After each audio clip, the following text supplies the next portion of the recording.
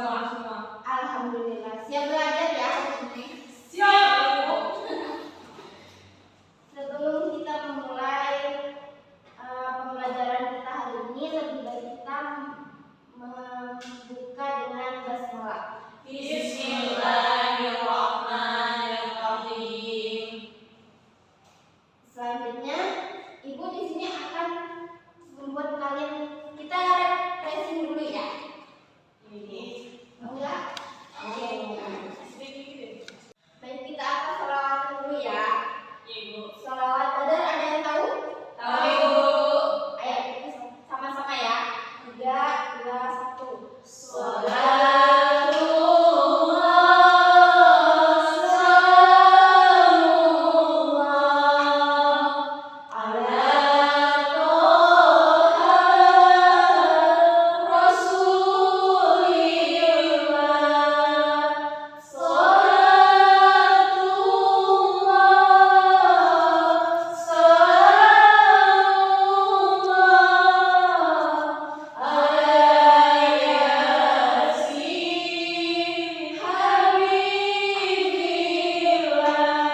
Mungkin cukup ya sholawatannya.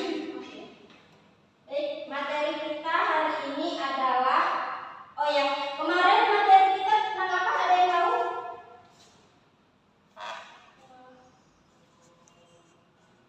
Sabar dan maaf, Bu. Iya benar. Hari ini kita membahas tentang materi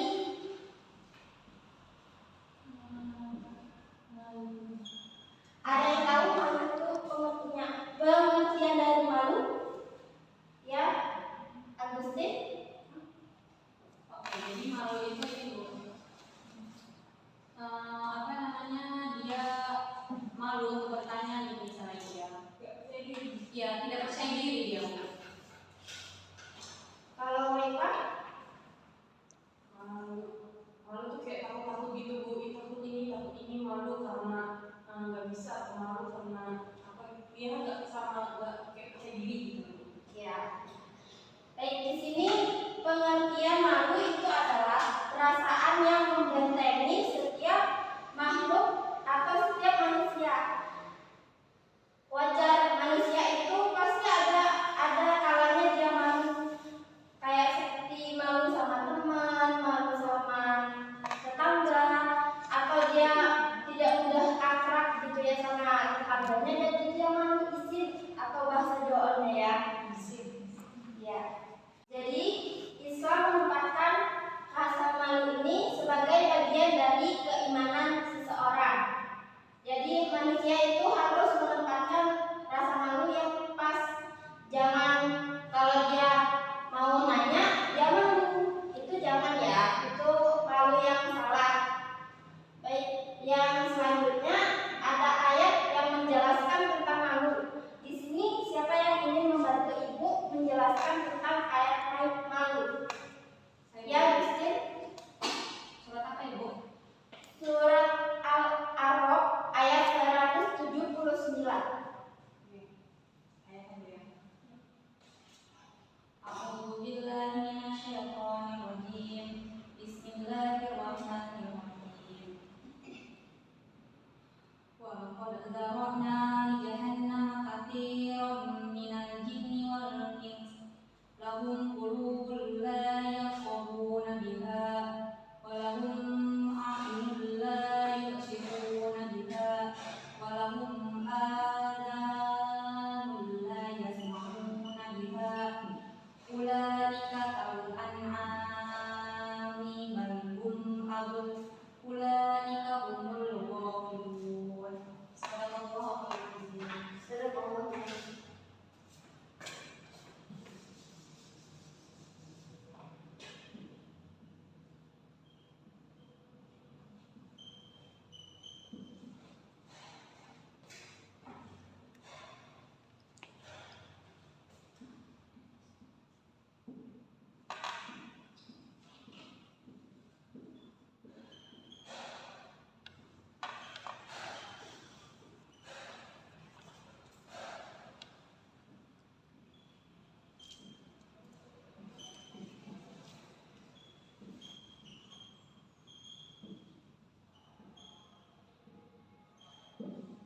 Ada yang tahu maksud dari yang ditulis?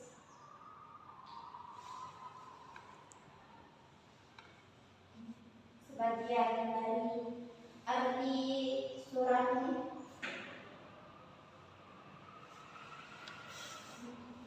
Mesti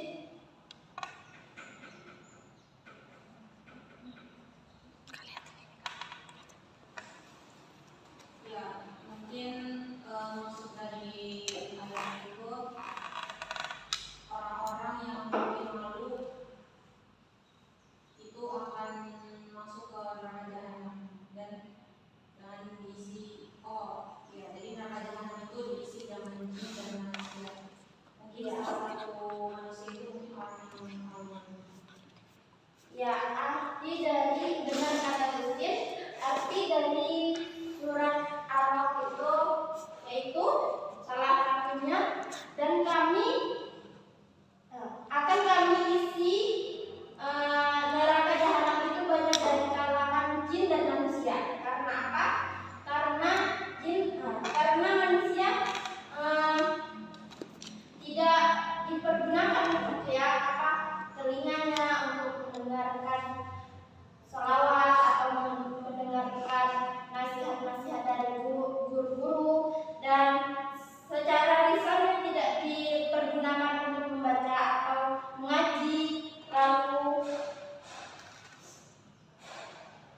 telinganya juga tidak diperdengarkan untuk sholawat serta tidak mendengarkan mengaji atau membaca Al-Quran. Lalu di sini ada 3 macam perilaku sifat rasa malu. Ada yang tahu?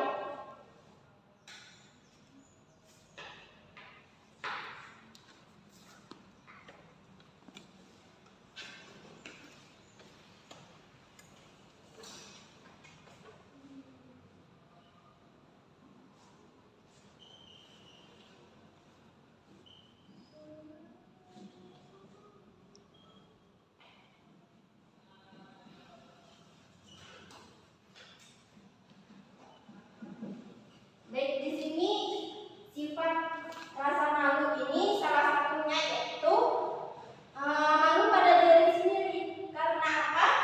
Dia malu untuk, yang tadi Ibu jelaskan, dia malu untuk bersosialisasi kepada tetangga, kepada kerabatnya. Jadi dia izin gitu mau berdekatan, mau bercampur gitu ya. Lalu yang kedua,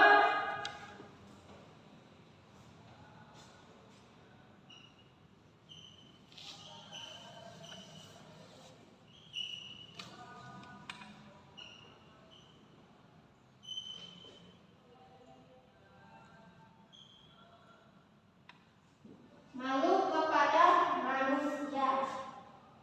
Ini penting karena mengendalikan diri agar tidak melanggar ajaran dan aturan agama, meskipun yang bersangkutan tidak memperoleh pahala sempurna lantaran rasa malunya kepada Allah, karena Allah maksudnya. Terus malu yang ketiga yaitu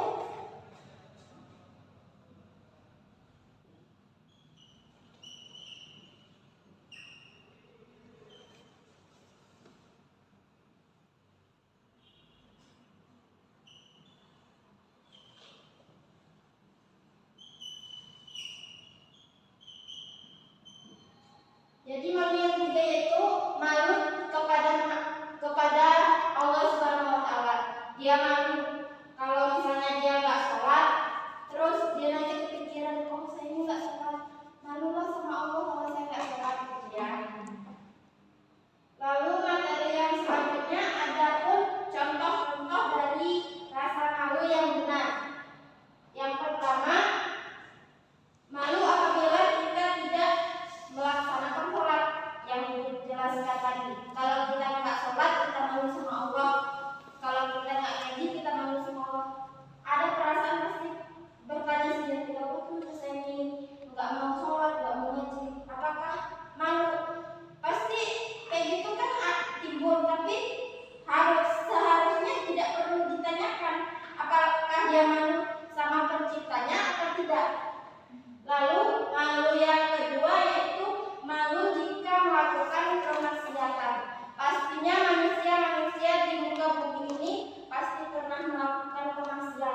entah dia itu pandangan, entah dia itu cuma nggak sengaja berpegangan atau bersentuhan dengan lawan jenis, itu pasti terjadi di alam semesta ini atau di dunia, di kehidupan kita. Lalu yang ketiga, malu jika jujur dengan lisan atau perbuatan. Pastinya dia malu jika tidak berkata jujur dengan lisan atau perbuatan. Pasti dia ada rasa, kenapa saya ini nggak mau gitu ya jujur sama perkataan sama perbuatan saya ataupun dengan lisan saya. Seharusnya saya harus berkata jujur karena supaya kita takut sama Allah. Lalu yang terakhir yaitu malu jika berkata kasar dan suka berbuat onar atau keributan. Jadi kalau kita buat keributan gitu ya di tetangga atau di sekitar rumah itu, pasti kita malu sendiri. Kenapa ya dalam rumah saya buat keributan, onar gitu? Ayo udahlah saya diam aja, nggak usah bikin keonaran dalam kemasyarakatan atau dalam bertetangga. Baik, yang selanjutnya adapun dampak buruk tidak punya rasa malu. Di antaranya bangga saat melakukan perbuatan dosa atau buruk. Pastinya kalau kita melakukan perbuatan buruk atau dosa ini, orang-orang ciri-ciri orang yang tidak mempunyai rasa malu, karena dia dia tidak berpikir gitu kalau dia buat itu, dia nggak rasa malunya hilang gitu ya. Lalu yang kedua, merosotnya moral dan akhlak. Pastinya kalau yang nggak punya malu, nggak punya moral, dia nggak punya akhlak, apa perbuatannya itu pasti dipandang orang sebelah mata gitu ya, karena dia nggak punya rasa malu atau perilaku malu. Yang terakhir yaitu tidak peduli dengan perasaan orang sekitar. Pastinya kalau yang nggak punya rasa malu itu pasti nggak peduli sama perasaan teman atau kerabatnya, karena dia jujur aja namanya juga nggak punya rasa malu kan ya. Baik, di sini materi yang Ibu jelaskan tentang malu sudah selesai. Apabila dari kalian ada yang mau bertanya atau cukup jelas? Baik, kalau sudah cukup jelas materi yang Ibu sampaikan cukup ya. Apabila kalau ada yang ingin ditanyakan, kalian bisa menghubungi Ibu langsung ya.